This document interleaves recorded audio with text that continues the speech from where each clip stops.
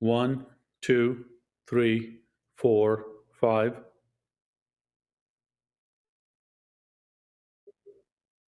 Okay.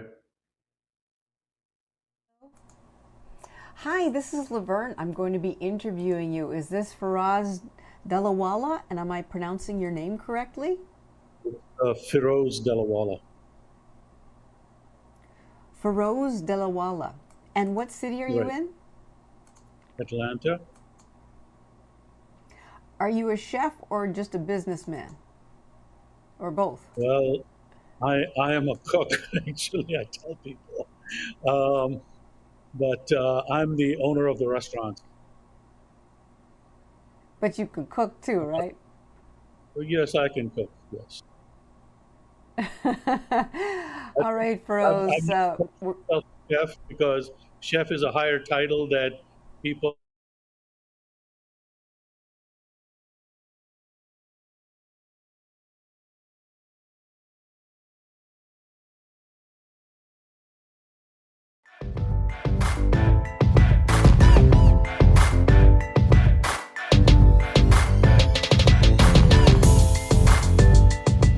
Welcome back, everyone. And today's new norm is U.S. employers invite workers to return to the workforce. When it comes to equal pay, we have work to do, plain and simple.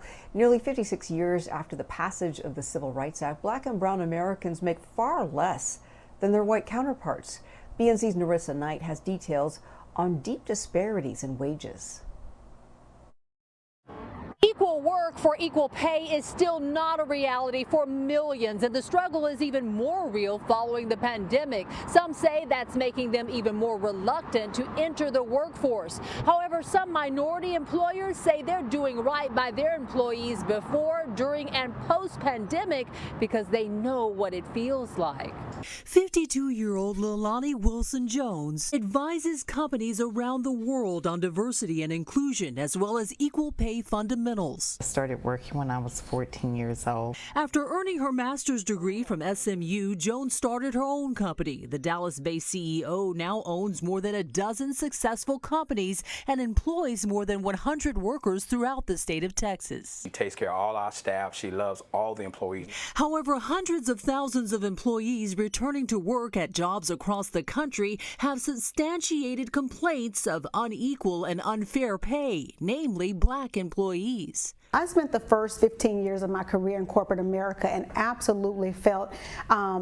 what the feelings that come along with being underpaid. I watched men around me make a lot more for the same job. For every $1.15 an Asian man makes and every dollar a white man makes, a Black man makes 87 cents. For Hispanic men, it's 91 cents. Meanwhile, across the board, women earn even less. And when it comes to Black women, the wage gap widens to 60 cents on the dollar, figures that make some stay home and others strike out on their own.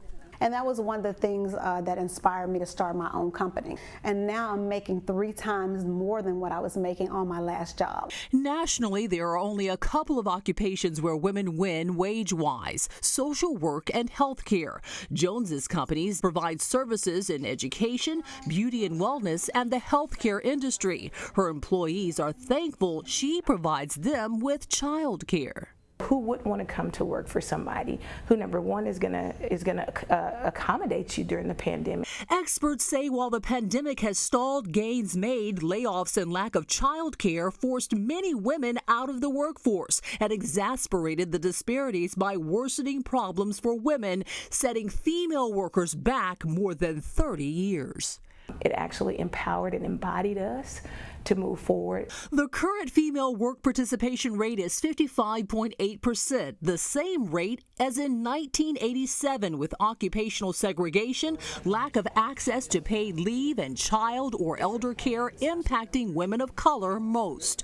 Coupled with widespread devaluation of women's work, the issues have been long-standing, but according to the U.S. Department of Labor, the COVID-19 pandemic further exposed the problems. Jones says her Her 25-plus years work experience that included discrimination and unfair pay early on inspired her. What it inspired me to do was know at a very early age that I needed to be my own boss. The occupational oppression helped her become a better leader for her employees. Jones also provides business development services, organizational development resources, and entrepreneurial mentorship. Jones says she mentors many and pays all equally based on merit and worth. And I think women bring a lot to the workplace that they're undervalued for. So I look at you and observe what you're able to do, and if you bring your weight to the table, I certainly pay you what you're worth. In 1973, women of color made only 57 cents per dollar earned by men. Today, we make only 8 cents more nearly 50 years later.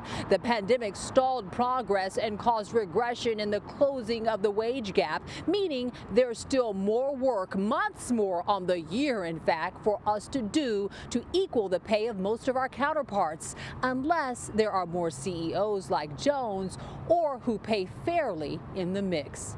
In Dallas, I'm Narissa Knight for BNC. And restaurant owners hit hard by lockdowns during the pandemic are now finding a new challenge, hiring workers now that the demand is coming back. Well, joining me now is Feroz Delawalla, owner of Louisiana Bistreaux in Atlanta. Welcome to BNC. First of all, what are you guys serving in your restaurant? Well, we specialize in Cajun food mostly, and lots of seafood and lots of great Cajun dishes. My favorite, seafood. All right, so how is the pandemic affecting your restaurants? Well, at first, it was like going down a dark alley where we didn't know what our second step was going to do. Whether we're going to die, whether we're going to survive, or what's going to happen. And now that we've made it through those tough months, the challenge that we now face is not only finding and hiring employees, but even the supply chain wise, food shortages and not having certain ingredients to cook with. What kind of ingredients are you missing? What do you have a shortage of? Well, because let's, for instance, take chicken producers. Chicken processors don't have people to work in their plants, so they can't process the chicken. So there are shortages in chicken. There's shortages in meat, especially for us that we specialize in seafood.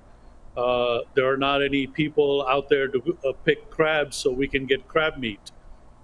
There's a big shortage, and so as a result, there's huge price hikes. We go through a lot of crawfish in our restaurant, but the crawfish tails have to be picked by someone in Louisiana, and they don't have manpower to pick the crawfish tails. So these kind of shortages down the supply chain is also impacting us from the other side, not only the staffing shortages, but product shortages. So does that mean if we come to your restaurant, we're going to have to pay much higher prices for your meals? Well, that's part of the inflation numbers that you will see, because as things go higher in prices, obviously the products are going to cost more.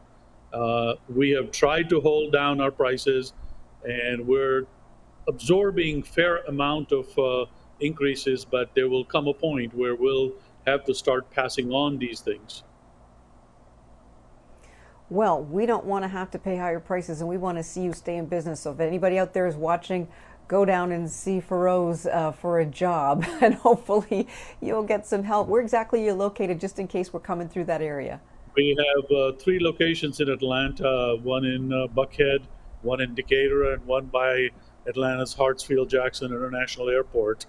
We are outside the airport, though, and then we have a 4th location under development in our Perimeter Mall area in Atlanta. All right. Well, thank you so much for joining us, and we wish you much success finding workers and keeping those prices as low as you can for us people who love seafood and love eating out. Thank you so much. Have a good weekend. And stay with us, everyone. We have much more news coming up ahead. We'll be right back after this quick break. You're watching BNC.